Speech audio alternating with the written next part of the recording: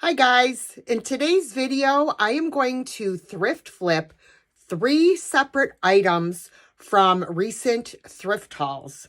So if you are in the mood for a great craft video, stick around.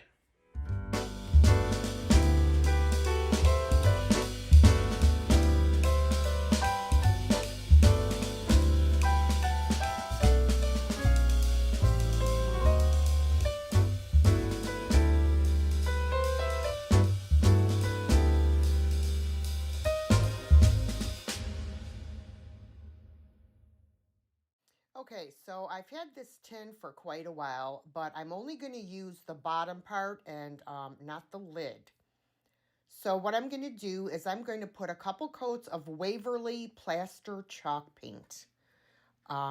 Just want to make sure that it's covered well. And I'm going to add these carrot picks that I got from Dollar Tree.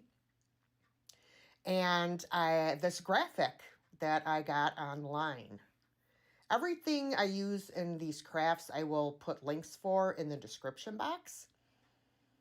So it's really just about painting the can, and you want to do even coats and go in the same direction, either up and down or around the circumference of the can. It gives you the least amount of brush strokes.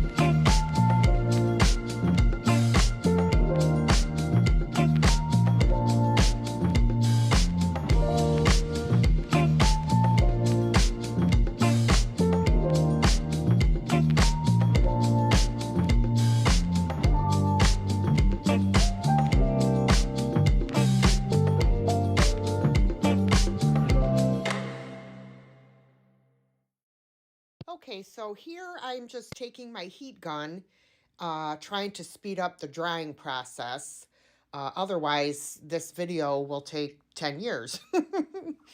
So this is just a cheap one. I think it cost me $20 like many years ago.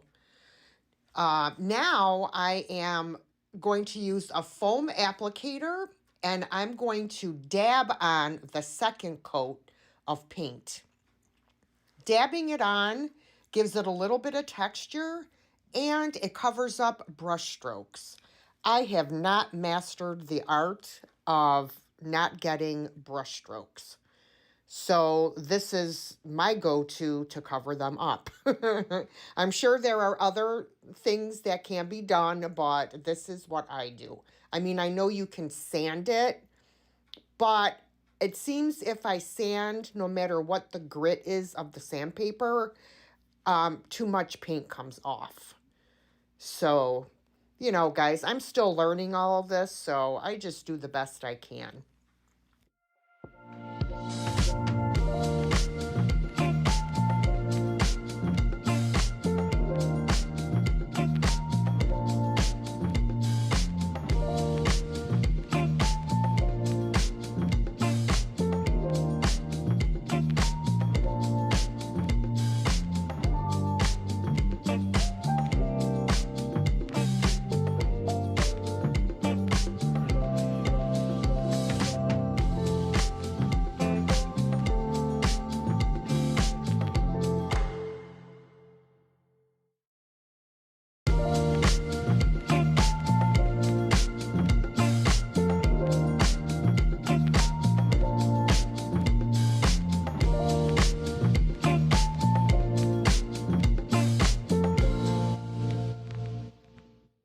Okay, so here I printed out 3 different sizes of my graphic because I wasn't sure what size I was going to need.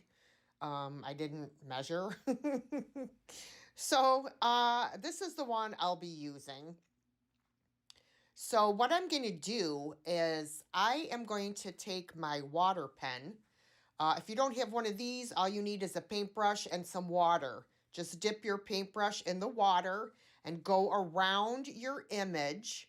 That way it makes it easier for you to tear it, because you don't want a straight edge on your image. You want it to be rough, and that way it blends in better when you put it on your project. So that's all I'm doing here is tearing out my image. Once I get the image taken out, or I should say ripped out, I will be decoupaging it to the front of my can. So what I wanted to mention is I have an inkjet printer. So there is a chance that the colors can bleed. So you wanna wait a couple of hours after printing out your image so that you don't have any issues with smearing of the ink. That is why I'm drying the edges of this with my heat gun, because what I'm going to do next is I'm going to take some Tim Holtz Distress ink and put it on the edges of the paper so that you don't see the white edge of the paper. And I'm using the walnut color ink. And I bought mine on Amazon. You can get them anywhere, Hobby Lobby, Joann's, Michael's, but I got mine on Amazon. I got a 4-pack, I think for $21, which isn't bad at all.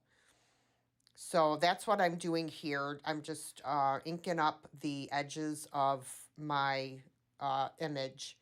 And you also want to let this ink dry well before you Mod Podge it onto your can, because if the ink is not dry, it will smear onto your can.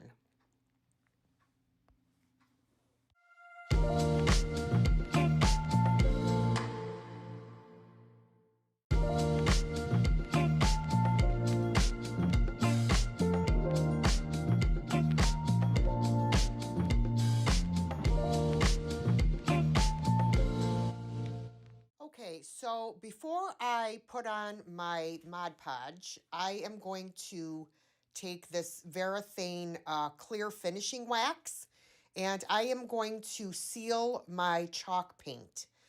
It's very important that you seal your chalk paint with either wax, Mod Podge, a clear sealer, because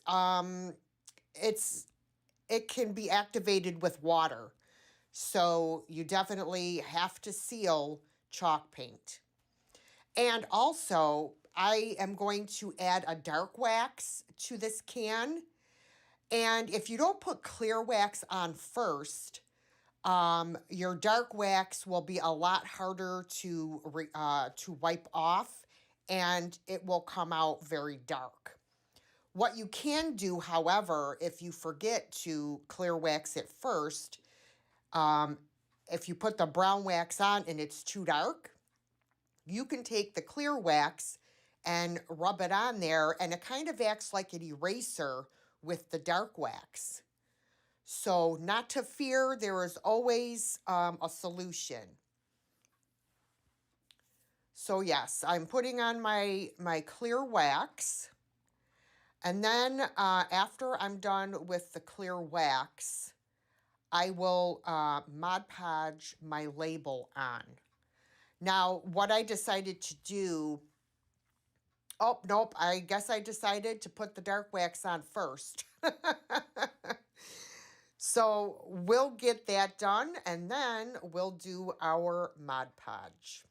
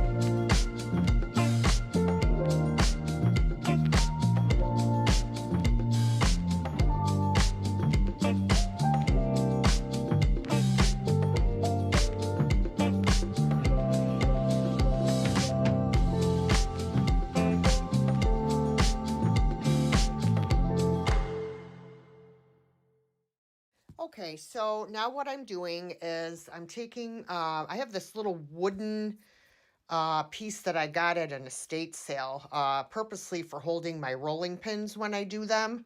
And it comes in handy for this as well.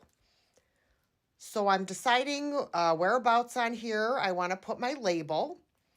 And rather than put the Mod Podge on the can, I use a DIY liquid patina for my my Mod Podge. I really love it.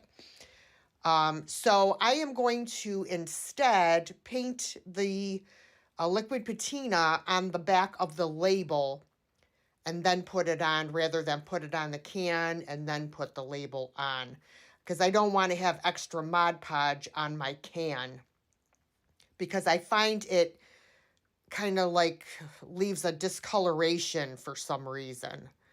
So that's why I decided to just do it this way. And you don't want to put a ton of Mod Podge, but you do want to have a nice even layer, paying close attention to the edges of your image. All right, so we're gonna make sure. I have a terrible time sometimes getting things straight. It's just one of those things, you know. I'm looking at it to be even on the top and bottom, and then I don't pay attention to if it's straight. So now what I'm doing is I'm taking a piece of saran wrap that's balled up, and this helps me to smooth out the image, working from the center to the edges.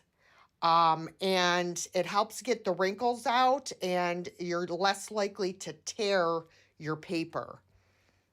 This is a great hack. I don't know who thought of it, but it's fantastic. And this is what we have so far. All right, so what I'm going to do now is I am going to take some Dollar Tree floral foam, and I'm going to glue it into the bottom of the can. Now, sometimes I don't glue it in case somebody wants to, you know, take it out and redo something else with it.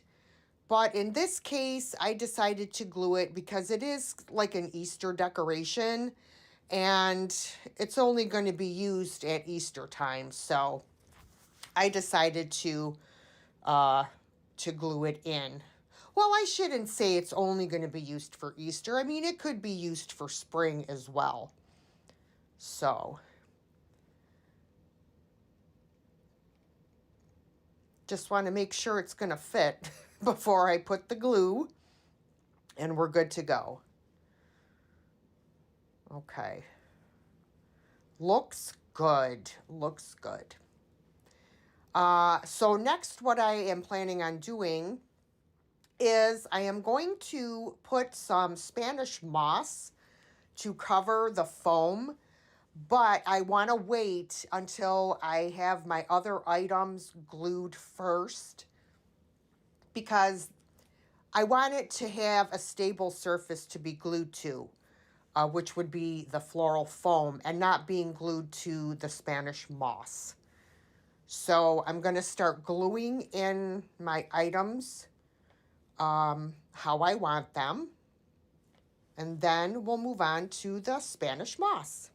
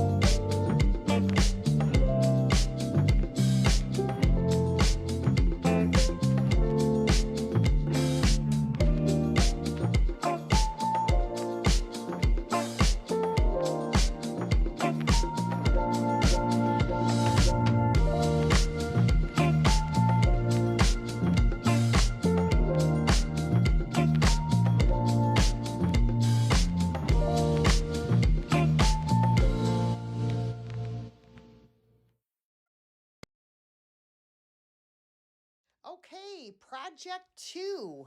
I told y'all I was going to do one of these silver trays. They're not silver. They're not even plated. They're just silver in color. So I am going to do a flip on this tray. So the first thing I'm doing is cleaning it up with a baby wipe. Want to make sure you get all the dust and whatnot off of it and dry it really well. Okay, now that we're all dry, I am going to be using this beautiful fairy transfer, and I believe it is redesigned with Prima. And to match it, I'm going to be using the Waverly chalk paint in the color Celery. So I am going to put probably 2 even coats. I know it always takes at least 2 even coats for full coverage.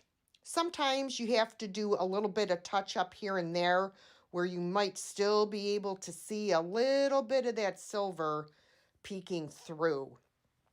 But normally 2 coats is usually perfectly fine.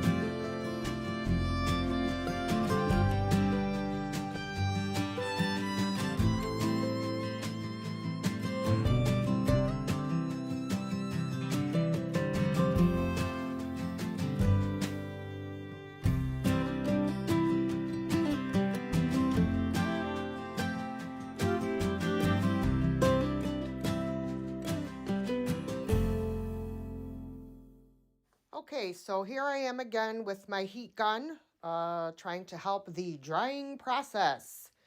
If you don't have a heat gun, hey, a blow dryer works just as good. In fact, I think I'd rather use a blow dryer because I don't like the way I have to hold onto this heat gun. But as you can see, it is dry, and that is the first coat, and I'll have to do some cleanup around the edges. Actually, no, that is the second coat. My bad. Yes, that is the second coat. So now I am going to seal my chalk paint.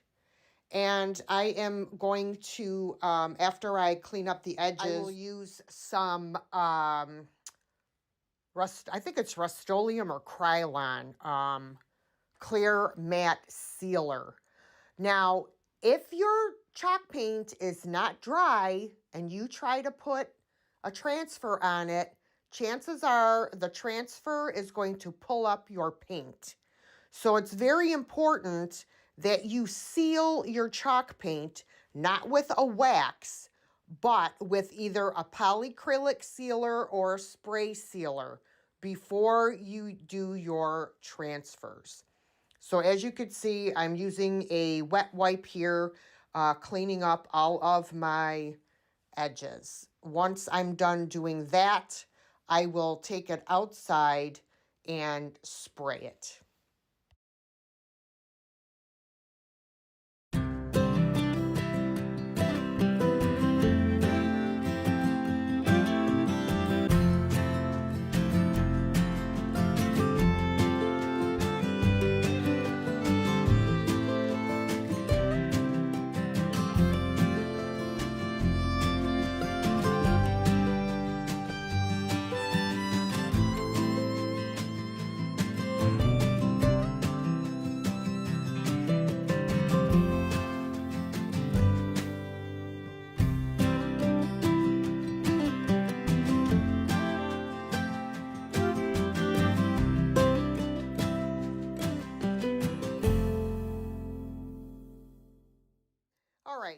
for those of you who have never used transfers, they are really very simple to use. So you decide which ones you want to put on your project, and you cut them out. And then what you're going to do is, you will see in just a second, I am going to peel off the transfer from the white backing paper and lay the transfer down on my tray. And you want to make sure you have it exactly where you want it, because once it's down, it is down and it's not coming back up. So you definitely want to be sure you know exactly where you want to put it. So I'm kind of placing it on there with the backing still on so that I can see how I want to place it on here. Once I figure it out, I will, well, actually, I'm still looking. I'm like, do I want to use this one or do I want to use that one? You know, you have to play around with them. You know, there's a lot to choose from, and, you know, you just play around and see what looks best. And that's what I'm doing. But I do end up going back to my original pick. So I am going to peel off the white backing, and then I am going to lay it down. And then I'm going to take the transfer stick that comes with the transfers, and I am going to rub the transfer. What I do is I rub the whole thing with the transfer stick. Once I have rubbed over the whole thing, I will pick a corner of the transfer that I can lift up. And as I am lifting and pulling towards me, I will continue to rub. And that makes it a lot easier to transfer the transfer to your project. Now, as you can see, or you will see in a minute, I have no nails. So I'm having a heck of a time picking up that corner piece. See, I'm showing you, look, I have no nails. So I'm like starting to get a little aggravated here because I can't get the corner. Eventually, I end up getting my X-Acto knife to help me pick up the corners of these transfers. But anyways, so I think, did I get the corner? I'm still working on it. Oh my goodness. Look at me. I can't believe I haven't thrown the tray across the room yet.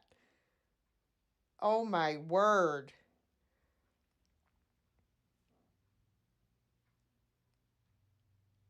I'm still rubbing away.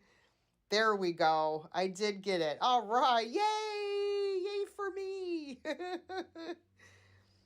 All right. So now, as you can see, I am pulling up the vellum that the transfer is adhered to. And little by little, I'm rubbing and pulling up that vellum. And if you see, when you start pulling up that vellum piece, if you see that there's still some of the transfer left on it, just lay it back down and continue to rub it until it comes off. And it's really that simple, guys. It is not a hard thing to do at all. Once you get your transfer on to your project, you are going to take that piece of vellum and flip it over to the side that the transfer was adhered to.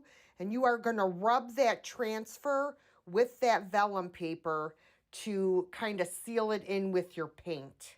That's very important. Now, if you don't want to use the sheet of vellum, you can use your fingers and rub that transfer, which it's called burnishing, to burnish that transfer to your paint.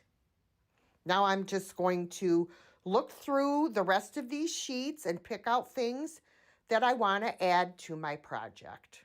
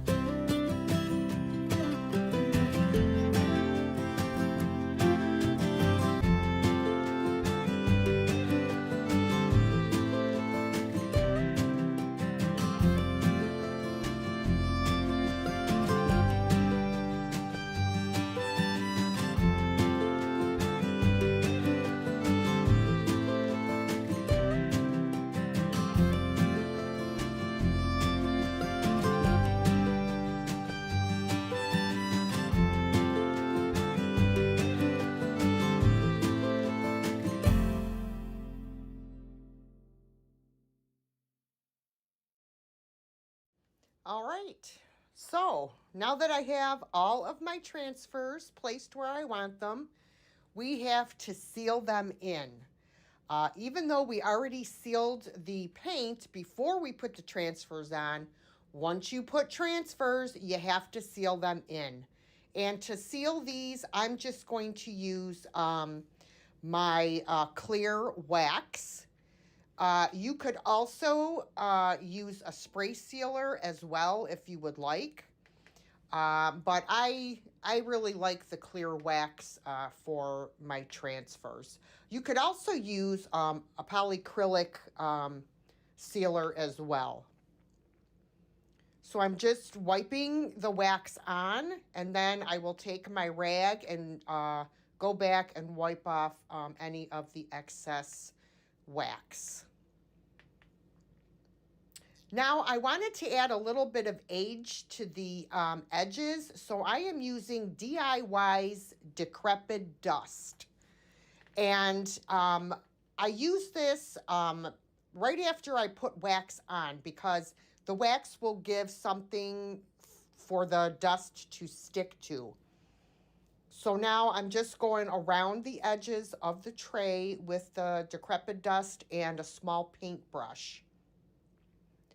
And then once I'm done, I can go around with the same towel and clean up any place that I don't want the decrepit dust.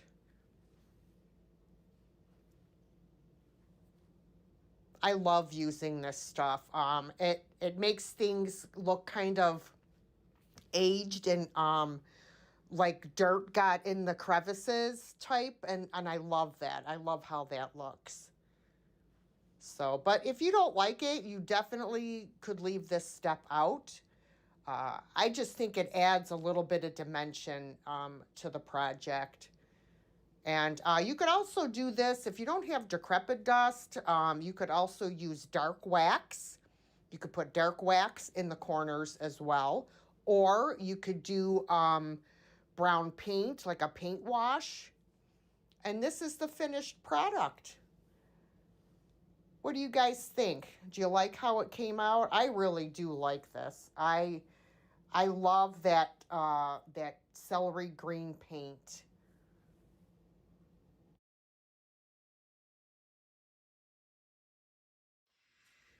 So this is the little chair that I purchased, and the seat was cracked right in half and duct taped from underneath.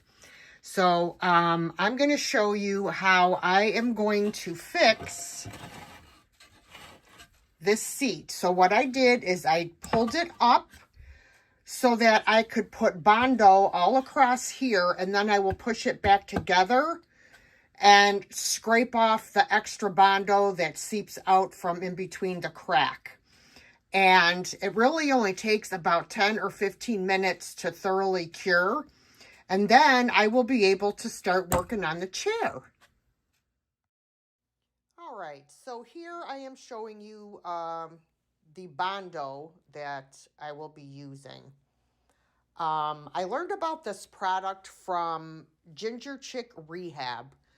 I watch a lot of her videos and I learn a lot from her, and she is very talented at what she does. So I'll be sure to leave a link for her channel in the description box.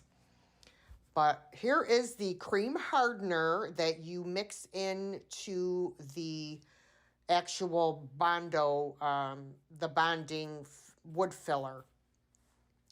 So you only want to mix just what you need, because once it's mixed, it starts to harden, and then you're going to have a lot of waste. So just mix what you think you'll need. So here is the Bondo stuff. I'm gonna put it in the lid from my can that I used in my first thrift flip. And you just add a little bit of that cream hardener to it. You don't need a lot. So I just squeezed like maybe about a dime's worth into the Bondo. And then I am going to mix it up really well. And then I'm going to start slapping it on there. Like I said, you don't want to be critical when you're using this because, you know, it's not going to stay pliable forever. So I'm just mixing it well. And then I'm going to start slathering it on. I know my arm is in the way and I apologize, but I have to find a better way of filming. But I hope you can't hear my stomach right now because it's growling as I'm trying to do this voiceover. I'm starving. But anyways, here we are. I'm putting it on. And then I'm going to try it. Now, I have a hard time trying to get this back together.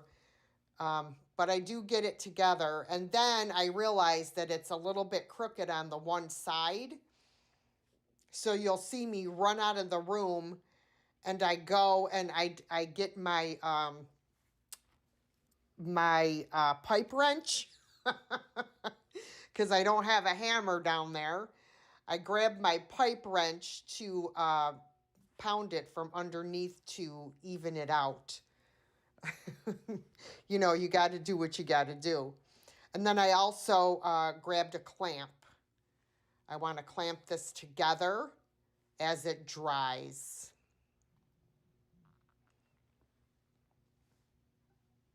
And of course, I'm pressing the wrong handle to tighten it.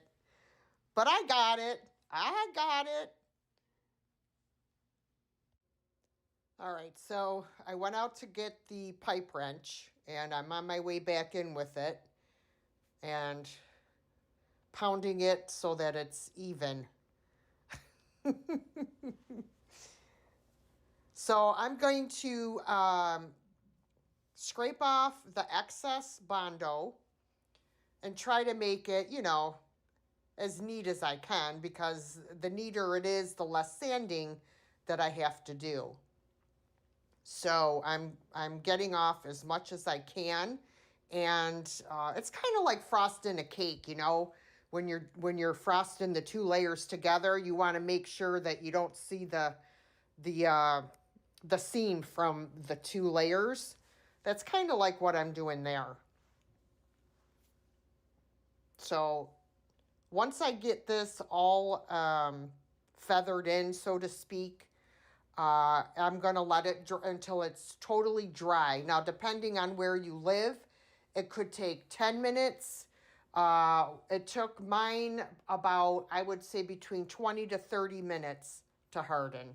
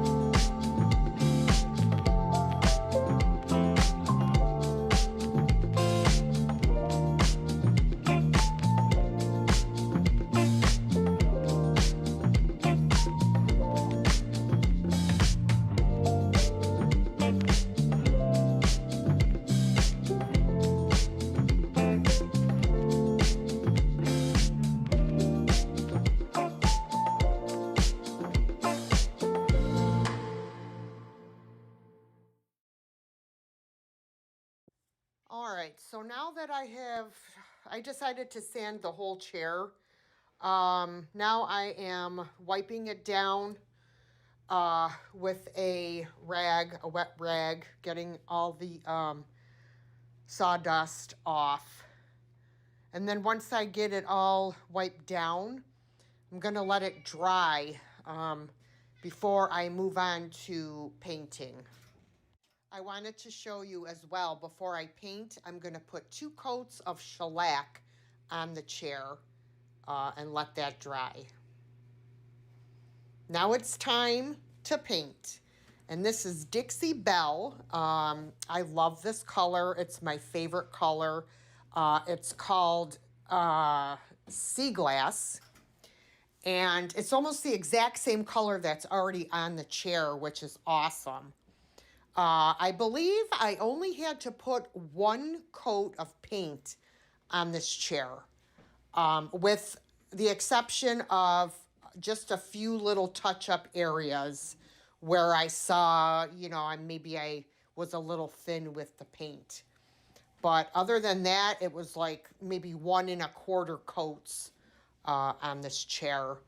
And of course, once I get done painting it, I will take it outside again and give it a couple coats of shellac, because I'm going to be adding transfers to this chair, and I do not want them to pull up my chalk paint. And as I mentioned, it's very important to seal your chalk paint. So I'm going to save you guys from watching me paint the chair. You've all seen, me paint. So let's move on.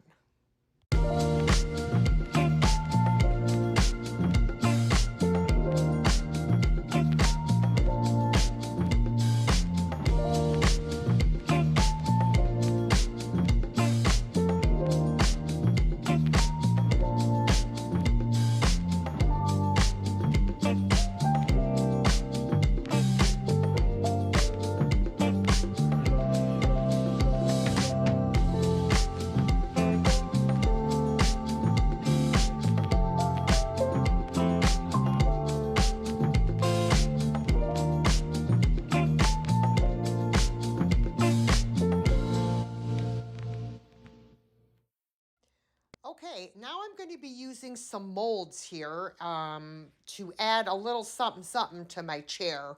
This is cornstarch, and what you're going to do is you are going to take a little paintbrush and dust the inside of your mold with the cornstarch. That will ensure that your air dry clay comes out easily without sticking.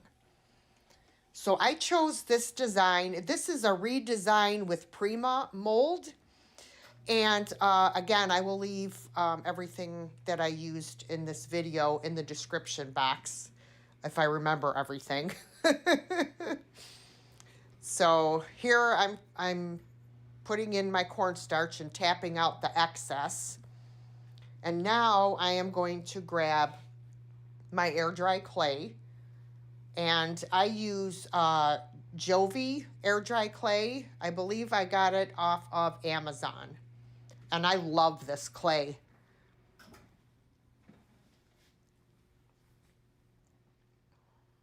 I already have some open. I keep it in a container with a lid to keep it moist.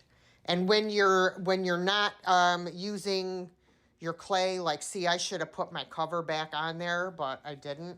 But don't do as I do. So now I'm just pushing the clay down into the mold. And what I will do is I will take, I have a long blade that I used for my polymer clay. And what I'll do is I will slide that blade across the top to take off all of the excess clay. You could use a credit card to do that, or you could use those little palette knife thingies. You could use that. It just makes it a lot easier. All right, so now I'm grabbing my blade and I am going to run it across the top of the clay to shave off the excess. Now, sometimes you'll pull out some of the clay when you do this. So, and actually that happened. So what I'm going to do is just take little bits of clay and push it in where I have clay missing.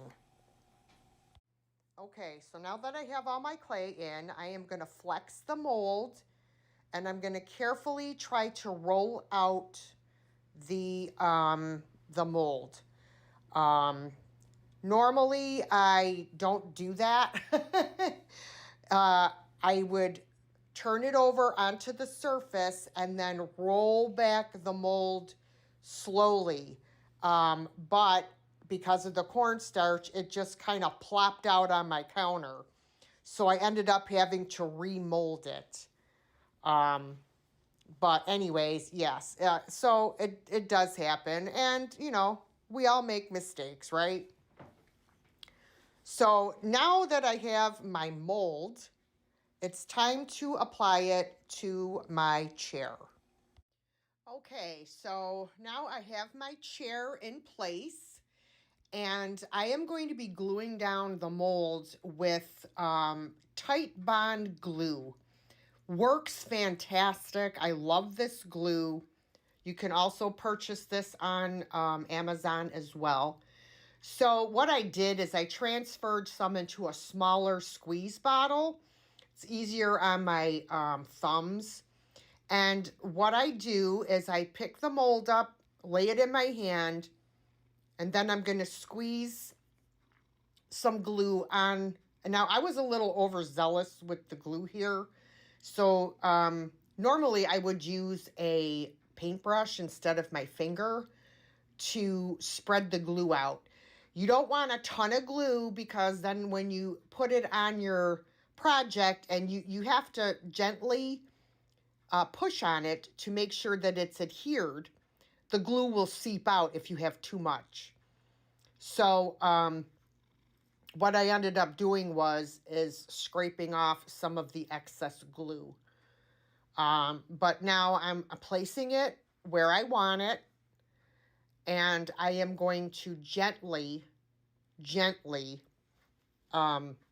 press it down and make sure that there's no space in between the mold and the chair. Once I have it in place, believe it or not, I am going to start painting the chair. Even though the clay is wet, I prefer to paint right over it when it's wet because it tends to crack less if you paint it when it's wet rather than waiting for it to dry and then paint it. So the mold did break in half, so I'm just gluing the other half here and I will place it on the other side. Sometimes when you have intricate molds and very thin areas, that will happen. But no worries, you can still, piece it and glue it, which is what I did here.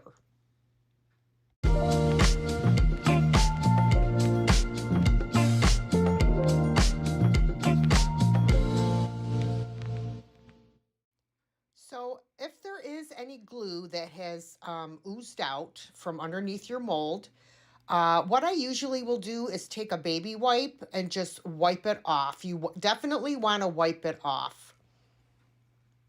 Okay, now it is time to paint. Yay! So as I said, I will be painting, I'm painting this mold the same color as the chair. If I were going to paint this mold a different color, I like to paint it before I put it on my project. I demold it and I immediately paint it whatever color I want, and then I glue it to my project. Reason being is it's a lot easier to paint it, the sides, the edges and everything, when it's off your project. Then you don't have to worry about getting a different color paint on your project. So that's normally what I do if I'm doing a different color. But here I'm using the same color, so it doesn't matter. So all I'm going to do is I'm using a very soft, pointy brush to get in all the nooks and the crannies of this mold. Now, a lot of times, once it dries, you'll see places where you missed. So all you have to do is just go in and touch up those spots. No big deal. So I'm just going to continue painting the chair, and I'll let you guys watch for a little bit.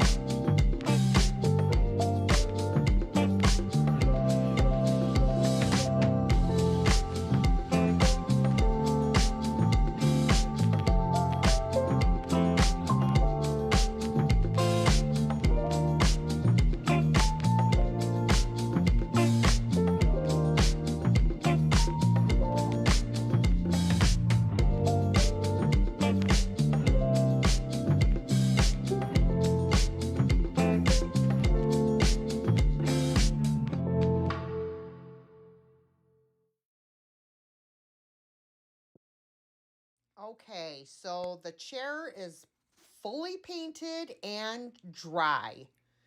I did take it outside and spray it with a couple coats of clear sealer, and then I let that dry very well. And now it's time to add transfers. So I figured out which ones I'm going to use on this chair. So now it's just a matter of cutting them out and deciding the placement, which is, I kind of think it takes longer to figure out your placement than it does to put the transfers on. But that's all part of the fun and the creativeness of using transfers. So I'm just kind of, positioning it in different ways and trying to figure out how I want to fit it on here. So now I've peeled it off the backing, and I'm making sure I have it exactly where I want it before I drop it down.